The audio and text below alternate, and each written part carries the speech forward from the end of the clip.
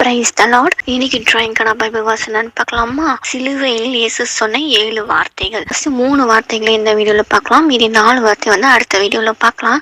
இங்க வந்து இயேசுப்பா வந்து சிலுவையில இருக்கிற மாதிரி வரைஞ்சிருக்கேன் இல்லையா? இதை வந்து நான் ஆண்டவர்கிட்ட ரொம்ப நாளா வந்து கேட்டுட்டே இருப்பேன். நான் இது தூங்கும் போது, இயேசுப்பா நீங்க அந்த சிலுவையில இருந்த அந்த காட்சி அதை நான் அப்படியே வரையணும்பா, எனக்கு காண்பீங்க அப்படின்னு சொல்லி ரொம்ப நாளா வந்து கேட்டுட்டே இருந்தேன். அப்போ ஒரு நாள் வந்து ஆண்டவர் வந்து ஒரு இமேஜை காட்டினார், இதை வர அப்படின்ற மாதிரி சொன்னாரு. அப்போ அந்த இமேஜை பார்த்து அப்படி வரைஞ்சப்போ அப்படி பார்க்கவே அழகா இருந்துச்சு. இதுல பாத்தீங்கன்னா தெரியும் ஆண்டவர் சிலுவையில எப்படி இருக்காரு அப்படின்றது. நீங்க எப்படி இருந்தீங்க அதை அப்படியே நான் வரையணும் ஏசப்பா அப்படின்னு தான் கேட்டிருந்தேன். அதே மாதிரி ஆண்டவர் வந்து பார்க்கும்போது தத்ரூபமா ஆண்டவர் அப்படிதான் இருந்தாரு போல அப்படின்னு தான் எனக்கு ஃபீல் ஆச்சு. உங்களுக்கு எப்படி இருக்கும்னு தெரியல. அப்போ ஒரு நாள் நான் வரைஞ்சி முடிச்சுட்டு அதுக்கப்புறம் அது ரொம்ப நாள் ஆயிடுச்சு, நான் அப்புறம் அதை யோசிக்கவே இல்லை. ஆனா ஒரு நாள் திடீர்னு ஆண்டவர் அந்த ஞாபகப்படுத்தினா, நீ ரொம்ப நாளா கேட்டுட்டே இருந்தீங்கல்ல சிலுவையில எப்படி இருந்தேன் அப்படின்றத வரையணும்ன்றது, அதுதான் இது அப்படி பண்ணி அதை வரைஞ்சிருக்க அப்படின்னு சொல்லி ஆண்டவர் வந்து உணர்த்தினார். அதை தான் இங்க வந்து காமிச்சிருக்கேன். ஆண்டவர் எப்படி நமக்காக காயப்பட்டார், நொறுக்கப்பட்டார், நம்மளோட பாவங்கள்லாம் சுமந்தாரம் தான் இந்த இமேஜ் இருக்கும். இந்த இமேஜ் அப்படிதான் ஆண்டவர் வந்து எனக்கு வெளிப்படுத்தினார். அவளோட அழகு இழந்து வர அவர் வந்து சிலுவையில தொங்கினார்ன்றத இந்த இமேஜ் நமக்கு வந்து பேசுறதா இருக்கு. ஸோ இப்போ நம்ம வந்து ஆண்டவரோட வார்த்தைக்குள்ள போயிடலாம். ஃபர்ஸ்ட் வார்த்தை வந்து மன்னிப்பை குறிச்சு கத்துலாம். லூக்கா 23வது அதிகாரம் 34வது வசனம். அப்பொழுது இயேசு, பிதாவே இவர்களுக்கு மன்னியும், தங்கள் செய்கிறது என்னதென்று அறியாது இருக்கிறார்கள் என்றார். அவருடைய வஸ்திரத்தை அவர்கள் பங்கிட்டு சீட்டு போட்டார்கள். அதாவது இயேசுப்பா சிலுவையில இருக்கும் போது முதல் வார்த்தை அவங்க வந்து சொன்னது, இதாவே இவங்க மன்னியும், இவங்க என்ன செய்யறாங்கன்றத அவங்களே அறியாம செய்யறாங்க அவங்க அப்படின்னு சொல்லி ஆண்டவர் வஸ்திரத்தை வந்து சீட்டு போட்டாங்க. இது எல்லாமே தீர்க்கதரிசிகள் ஏசாயா மூலியமா ஆண்டவர் வந்து பழைய ஏற்பாட்டுல கொடுத்தது. அது அப்படியே புதிய பாட்டுல ஆண்டவர் வந்து துல்லியமா அதெல்லாமே இந்த தீர்க்கதரிசனம் நிறைவேறுச்சு. ஆண்டவர் எப்படி வந்து இவங்க எல்லாரும் மன்னிங்க, இவங்க என்னதுன்னு தெரியாம செய்யறாங்கன்றத சொல்ற ஒரு மன்னிப்பு அப்படின்னா அது ஒரு பெரிய வார்த்தை. ஆண்டவரே சொல்லியிருக்காருல்ல, நீ வந்து எழுந்து நடன்னு சொல்றது பெருசா இல்ல நீ வந்து மன்னிக்கப்பட்டது பெருசா நான் சொல்லி கேட்பல. சோ அந்த மன்னிப்புன்றது ரொம்ப பெரிய வார்த்தை. மனதார மன்னிக்கிறோம் அப்படின்னா அது ரியலாவே நம்ம வாழ்க்கையிலும் அது பிளெஸ்டா இருக்கும், பிறரோட வாழ்க்கையிலும் அது ரொம்ப பிளெஸ்டான ஒரு விஷயமா இருக்கும். சோ ஆண்டு வந்து இனி பாவத்தை நான் நினைக்கவே மாட்டேன், முதுகு பின்னாடி போட்டேன், கடல் ஆழத்துல போட்டேன்னு நான் தான் சொல்றேன்ல. ஆண்டவர் வாழ்ந்த காலகட்டத்துல அதுக்கு முன்னாடி வாழ்ந்தவங்களும் ஆண்டவருக்கு அப்புறம் பிறக்க போறவங்க எல்லாருக்கும் சேர்த்துதான் ஆண்டவர் வந்து மரிச்சாரு. நம்ம எல்லாரோட பாவத்தை எல்லாம் போக்குனதுக்காக தான் சிலுவையில வந்து மரிச்சார் இல்லையா? எல்லாருக்கும் அந்த பாவ மன்னிப்பு நிச்சயத்தை ஆண்டவர் சிலுவையில அதை கொடுத்தார்.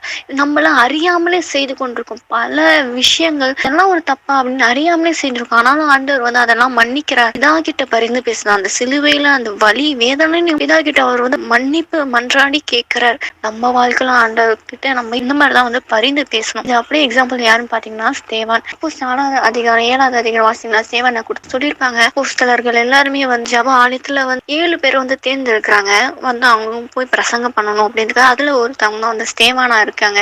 அவங்க வந்து பிரசங்கம் பண்ணும்போது சுத்தி இருக்க வந்து மூப்பர்கள் அந்த வேத பாடல்கள்லாம் அவங்க வந்து விரோதமா எழும்பி மோசேக்கும் தேவனுக்கும் விரோதமா இவங்க வந்து தூஷணம் சொல்றாங்க, தூஷண வார்த்தை பேசுறாங்க அப்படின்னு சொல்லி விரோதமா எழும்புவாங்க. ஸ்தேவான் என்ன பண்ணுவாங்க, ஜனங்களுக்கு முன்பாக வந்து மூப்பர்களும் வேத பாடல்களும் வந்து அவங்க கிட்ட கூட்டிட்டு போய் ஆலோசனை சங்க காலத்துக்கிட்ட வந்து ஒப்பு கொடுப்பாங்க. ஒப்பு கொடுத்து இவன் வந்து பொய் சாட்சியா வந்து சொல்றான், பரிசுத்த ஸ்தலத்துக்கும் வேத பிரமாணத்துக்கும் வந்து விரோதமா தூஷணமான வார்த்தைகளை சொல்றான் இவன் அப்படின்னு சொல்லி ஆலோசனை சங்கத்தார்கிட்ட வந்து ஒப்பு கொடுப்பாங்க. அப்ப அந்த ஆலோசனை சங்கத்தாய் வந்து ஸ்தேவான் வந்து ரொம்ப வந்து முன்னூறுமா வந்து கவனிப்பாங்க. அப்படி கவனிக்கும் போது ஸ்தேவானோட முகம் வந்து தேவ தூதர் முகம் போல இருக்குமா. ஏன்னா அந்த அளவுக்கு வல்லமை பரிசுத்த ஆவியானவர் அவங்க மேல ஊற்றப்பட்டிருக்கு. அவங்க தைரியமா வந்து பிரசங்கம் பண்ணாங்க. ஆண்டவருக்கு அப்புறம் தான் அவங்க வந்து ரட்சிக்கப்பட்டாங்க. ஆண்டவர் ஏற்றுக்கொண்டாங்க. ஏற்றுக்கொண்ட உடனே அவங்க வல்லமையா அந்த ஊழியத்தை செய்யறப்போ ஆவியானவரோட மகிமை அவங்க முகத்துல மேல பிரகாசிக்கிறது. ரத்த சச்சியம் மறிக்கிறவங்கள தேவ தூதர் போல மாறுவாங்க தான் எனக்கு தெரியுது. உங்களுக்கு என்ன தோணுதுன்னு கமெண்ட்ல வந்து மென்ஷன் பண்ணுங்க. ஸ்தேவானோட முகம் வந்து தேவ தூதர் முகத்தை போல அவங்க பார்த்தாங்களாம். பார்த்தனால அவங்களுக்குள்ள ஒரு கோபம் எரிச்சல் வந்து உண்டாகுது.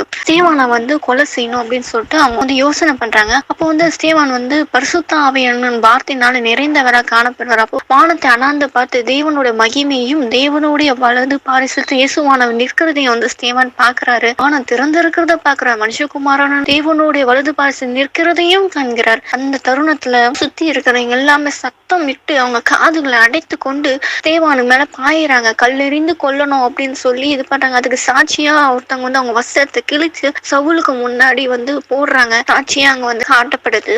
அப்போ வந்து ஸ்தேவான் வந்து சொல்லுவாரு, வசனம் வாசிக்கிறேன். அப்போஸ்தலர் 7வது அதிகாரம் 59, 60வது வசனம். அப்பொழுது கர்த்தராக இயேசுவை என் ஆவியை ஏற்றுக்கொள்ளும் என்று ஸ்தேவான் தொழுது கொள்ளுகையில் அவனை கல்லெறிந்தார்கள். அவனோ முழங்கால் படிநித்து, ஆண்டவரே இவர்கள் மேல் இந்த பாவத்தை சுமத்தாது இரும் என்று மிகுந்த சத்தமிட்டு சொன்னான். வேண்டாம் இப்படி சொல்லி நித்திரை அடைந்தான். சோ அவங்களும் பாருங்க, அவங்க மேல வந்து கல் எறியறாங்க. இது என்னன்றது அறியாம செய்யறாங்க. நீ கொல்றாங்க. இந்த பாவம் வந்து அவங்க மேல சுமத்தாம இருங்கப்பா அப்படின்னு சொல்லி தன்னோட ஆவியை வந்து ஒப்பு கொடுத்து அவங்க வந்து நித்திரை ஆகுறாங்க. இந்த மாதிரி ஆண்டவரோட குணம் வந்து ஸ்தேவானுக்குள்ளயும் இருக்கு. ஆண்டவரை எப்படி மூப்பர்கிட்ட வந்து ஒப்பு கொடுத்தாங்களோ, தூஷண வார்த்தை பேசுறாங்க, வேதத்துக்கு விரோதமா பேசுறாங்க அப்படின்னு சொல்லி ஆண்டவரை எப்படியெல்லாம் ஒப்பு கொடுத்து ஆண்டவரை வந்து சிலுவையில அறைய வந்து போனாங்களோ, அதே மாதிரி ஸ்தேவானையும் அப்படிதான் ஒப்பு கொடுத்து தூஷண வார்த்தை செய்யறாங்க, விரோதமா பண்றாங்க அப்படின்னு சொல்லி ஒப்பு கொடுத்து கடைசியில ஸ்தேவானை கல்லடிச்சு கொன்னுட்டாங்க.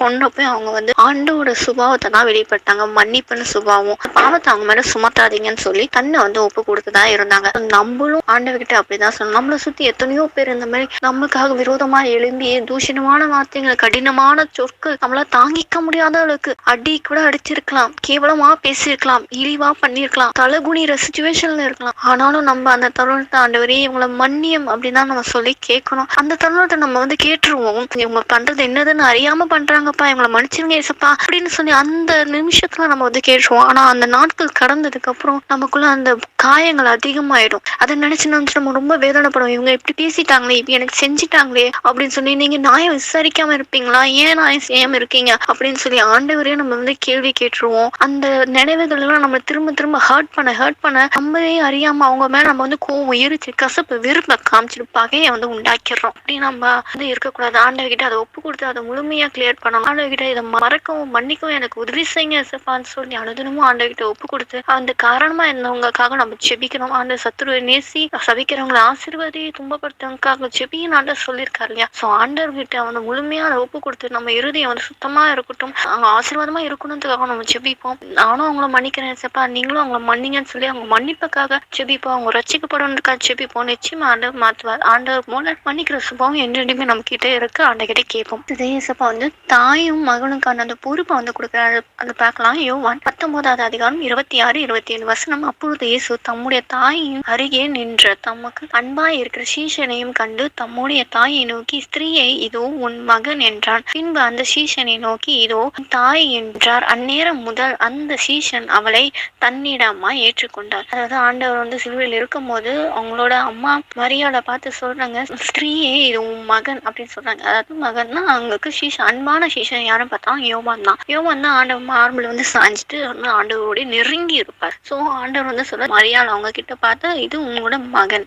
நீ இறந்துட்டாங்க அப்படின்னு சொல்லி நீங்க ஃபீல் பண்ணாம யோவான் உங்க மகனா ஏற்றுக்கோங்க அப்படின்னு சொல்லி ஆண்டவர் வந்து பொறுப்பை வந்து ஒப்படைக்கிறார். சீஷரை நோக்கி, அதாவது யோவானை பார்த்து இவங்க உன்னோட தாய் அப்படின்னு சொன்னோன்னே அந்நேரமே வந்து யோவான் வந்து யோசிக்கல, அவங்கள வந்து தாயா வந்து அந்நேரம் வந்து ஏற்றுக்கொள்கிறாங்க. சோ ஆண்டவர் வந்து நமக்கு அந்த பொறுப்பை கொடுத்தார். குடும்பத்துன்னு ஒரு பொறுப்பை ஆண்டவர் கொடுத்துருக்காரு. தாய் தகப்பனை கனம் பண்ணணும், இந்த வீட்டு பொறுப்புங்களை நம்ம வந்து எடுத்துக்கொள்ளணும். ஆண்டவர் சிலுவையில வந்து இருக்கும் போதே அவருக்கு பிதா கொடுத்த எல்லா பொறுப்பையும் நிறைவேற்றி முடிக்கிறதுக்காக இந்த பொறுப்பையும் வந்து அடுத்தவங்க செய்யணும். அதுக்காக ஆண்டவர் வந்து சீஷர்கிட்ட வந்து யோவான் கிட்ட வந்து அர்ப்பணிக்கிறார். இது அப்படியே ஆண்டவர் வந்து இன்னொன்னு சொல்லியிருப்பாரு. அந்த வசனம் வாசிக்கிறேன். மத்தேயு 12வது அதிகாரம் 49, 50 வசனம். தம்முடைய கையை தமது சீஷருக்கு நேரா நீட்டி, இதோ என் தாய், என் சகோதரரும் இவர்களே. பரலோகத்தில் இருக்கிற என் பிதாவின் சித்தத்தின்படி செய்கிறவன் எவனோ அவனே எனக்கு சகோதரரும் சகோதரியும் தாயுமாய் இருக்கிறான். அதாவது ஆண்டவர் வந்து சீஷர்களை பார்த்து இவங்க தான் என்னோட தாய் சகோதரன் சொல்றாங்க. அதுவும் எப்படின்னா, பரலோகத்திற்கு பிதாவின் சித்தத்தின்படி செய்கிறவன் எவனோ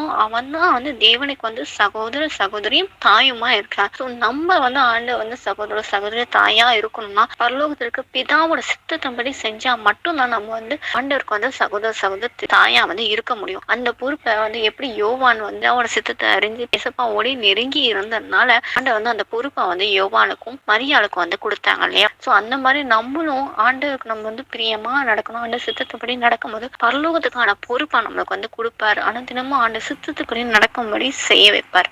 அப்பதான் நம்ம வந்து ஆண்டவருக்கு வந்து சகோதர சகோதரி தாயா வந்து இருப்போம். அடுத்தது நம்ம பார்ப்போம், பரதேசிய கொடுத்து பார்க்கலாம். அதாவது தேவனோட ராஜ்யம். லூக்கா 23வது அதிகாரம் 42, 43. இயேசுவை நோக்கி, ஆண்டவரே, நீர் உம்முடைய ராஜ்யத்தில் வரும்போது அடியேனை நினைத்தருளும் என்றான். இயேசு அவனை நோக்கி, இன்றைக்கு நீ என்னுடைய கூட பரதேசில் இருப்பாய் என்று மெய்யாகவே உனக்கு சொல்லுகிறேன் என்றார். அதாவது ஆண்டவர் சிலுவையில் அறையும் போது 2 கல்லர்ல வந்து 2 பக்கமே வந்து அறையப்படுறாங்க. அதுல ஒரு கல்லர் வந்து மனம் திரும்புறாரு. ஆண்டவர் இவர் தான் வந்து மெய்யான மேசியா, இவர் தான் மெய்யான கடவுள், இவர் பாவம் செய்யாதவரா அந்த தண்டனை அனுபவிக்கிறாரே, நம்ம பாவம் செஞ்சோம் அந்த தண்டனை அனுபவிக்கிறோம், ஆனா இவர் பாவம் செய்யாமலே இந்த தண்டனை அனுபவிக்கிறாருன்னு சொல்லி ஆண்டவரை உண்மை உணர்ந்து ஏற்றுக்கொள்ளும் போது தான் சொல்றாங்க, ஆண்டவரே, நீர் உம்முடைய ராஜ்யத்தில் வரும் வரும்போது அடியானே நினைத்தரணும். தேவனோட ராஜ்யம் சமீபமா இருக்குன்னு ஆண்டவர் முன்னாடியே வந்து சொல்லியிருக்காரு இல்லையா? ஸ்தானங்களும் சொல்லியிருக்காரு, ஏசப்பாவும் சொல்லியிருக்காரு. தேவனோட ராஜ்யம் சமீபமா இருக்கு, மனம் திரும்புங்கள்னு சொல்லியிருக்காரு. சோ இங்க வந்து தேவனோட ராஜ்யம் வந்து அப்பவே ஆண்டவருக்கு முன்னாடி சமீபமாயிடுச்சு. சோ நான் ராஜ்யத்துல போற வரைக்குமே நீ வந்து காத்திருக்க வேணாம்ப்பா,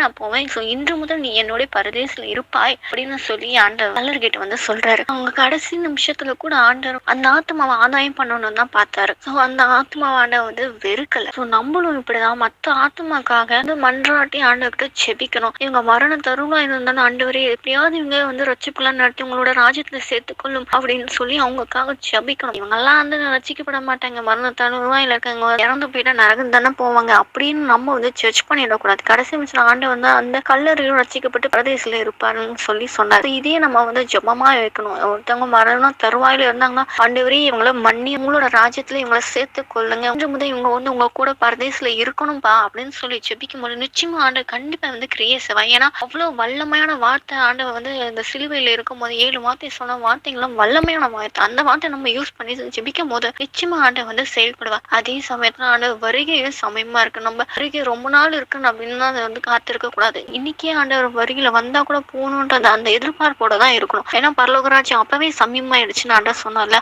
இன்னைக்கு வருகையில இருந்தா கூட ஆண்டவரே எசப்பா உங்களோட நான் வந்து பரதேசில இருக்கணும் அப்படின்னு சொல்லி இந்த ஜெபத்தை நம்ம ஆண்டவரோட வைத்து அனுதினமும் ஜெபிப்போம். ஆண்டவர் வந்து அதுக்கேற்ற மாதிரி வருகைக்கு நம்மளை வந்து ஆயத்தப்படுத்தி கூட்டிட்டு போவார். கல்லறை எப்படி இன்று முதல் என்னோட பரதேசில இருப்பா என்று மையாகவே உங்களுக்கு சொல்லுகிறேன் சொன்னாரோ அதே போல அனுதினமும் ஆண்டக்குள்ளாக நம்ம ஆயத்தமா இருக்கும்போது நிச்சயமா ஆண்ட வருகை வரும்போது நம்மளை வந்து கூட்டி கொண்டு போய் அவரோட பரதேசில அவரோட வைக்கும்படி செய்வார். சோ ஆண்டவர்கிட்ட இப்ப நம்ம கேட்கலாமா, இசப்பா நீங்க எப்படி மன்னித்தீங்களோ அதே மாதிரி எனக்கு மன்னிக்கிற சுபாவத்தை தாங்க ஆண்டவரே. இசப்பா சுத்தி இருக்கும் எவ்வளவு பேர் என்னை கேவலப்படுத்தி அசிங்கப்படுத்தி இந்த சுருக்குனால எவ்வளவு காயங்களை ஏற்பட்டிருக்காங்க. ஆனாலும் அவங்களுக்காக அறிந்து பேசவும் ஜெபிக்கவும் மன்னிக்கிற இறுதித்தை எனக்கு தாங்க இசப்பா. அது எல்லாவற்றையும் மறக்கவும் மன்னிக்கவும் எனக்கு உதவி செய்யுங்க. உங்களை போல எனக்கு மாற கிருபை தாருப்பா. உங்களை போல நான் மாற ஆண்டவரே பரலோகத்துக்கான தரிசனங்களை பார்க்க முடியும், கண்கள் திறக்கப்படும், உங்களோட முகம் என் மன பிரகாசிக்கும் ஆண்டவரே இசப்பா. மன்னிக்கிற இறுதித்தை எனக்கு தந்து நடத்துங்கப்பா. அதே போல ஆண்டவரே இசப்பா மரியாளவங்க ஆண்டவரே இசப்பா யோவானை வந்து மகனா ஏற்றுக்கொண்டாங்க, மகனும் மரியாதை வந்து தாயா ஏற்றுக்கொண்டாங்கப்பா. உங்களோட சித்தத்தை அதுவும் பரலோகத்துல இருக்க பிதாவும் சித்தத்தை செய்கிறவே எனக்கு சகோதர தாயா இருக்கான்னு சொல்லியிருக்கீங்க சப்பா. உங்களோட சித்தம் மட்டுமே செய்யற பிள்ளையா நான் இருக்கணும், என்றைக்கும் உங்களுக்கு நான் சகோதரி தாயா இருக்கணும் ஆண்டவரே சப்பா. எனக்கு உதவி செய்யுங்க. சித்தத்தை அறிந்து செயல்படுற பிள்ளையா இருக்கணுமே தவிர ஒருபோதும் உங்க சித்தத்துக்கு விரோதமான எதுவுமே செஞ்சிடக்கூடாது, பேசிடக்கூடாதுப்பா. அப்படி சேர்த்து கஷ்டம் ஆண்டவரே சப்பா. அடுத்தது ஆண்டவரே சப்பா இன்று முதல் என்னோட பரதேசில இருப்பாயின்னு நீ சொன்னீரே ஆண்டவரே. அந்த கல்லணை பார்த்து சொன்னீரே அதே சுத்தி இருக்க ஜனங்க எல்லாம் ரட்சிக்கப்பட்டு அவங்களும் இன்று முதல் உங்களோட பரதேசில இருக்கும்படி செய்யணும்ப்பா. இன்னைக்கு உங்க வருகை இருக்குமானா ஆண்டவரே சப்பா அந்த வருகையில நான் காணப்படுற பிள்ளையா உங்களோட இணைந்து ஆண்டவரே பரதேசில வாழ்ற பிள்ளையா நான் இருக்கும்படி எண்ணி அவங்க காத்து அர்ப்பணிக்கிறோம். நீங்க பொறுப்பெடுத்து அழகு செய்யுங்க. இப்ப நம்ம ஜெபத்தை ஏற்றுக்கொண்டு ஜீவனால தகப்பனே ஆமீன் அப்படின்னு சொல்லி அனுதினமும் ஆண்டவர்கிட்ட ஒப்பு கொடுப்போம். நிச்சயமா ஆண்டவரோட சுபாவம் நமக்குள்ள காணப்படும். மன்னிக்கிற சுபாவத்தை ஆண்டவர் நமக்கு கொடுப்பா. பரலோகத்திற்கு பிதாவின் சித்தத்தை நிறைவேற்று அந்த பொறுப்பை நமக்கு கொடுத்திருக்க ஆண்டவர் ராஜ்யம் வருகை எப்போ வரும்போது நம்மள வந்து குடி சேர்க்கிறவரா அவர் இருப்பா. விசுவாசத்தோட இந்த வார்த்தைகளா சொல்லி ஜெபிப்போம். நம்மளும் குடி சீக்கிரத்துல பரலோகத்துல ஆட்டுக்குட்டியோட கல்யாண விருந்துல பிரவேசிப்போம். விசுவாசத்தோட கேட்போம், பெற்றுக்கொள்வோம். ஆமீன்.